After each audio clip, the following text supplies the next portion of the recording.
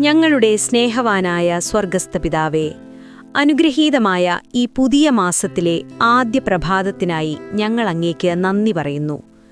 May മാസത്തിലെ ഈ 1-ാം തീയതി ഞങ്ങളുടെ ജീവിതത്തിലേക്ക് നൽകിയ അങ്ങയുടെ വലിയ കൃപയ്ക്കായി സ്തോത്രം.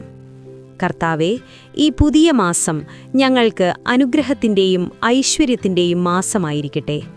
ഇന്ന് തൊഴിലാളി ദിനമായിരിക്കുമ്പോൾ തന്നെ ഞങ്ങളുടെ കൈകളുടെ പ്രവൃത്തികളെയും അധ്വാനങ്ങളെയും അവിടുന്ന് അനുഗ്രഹിക്കണമേ.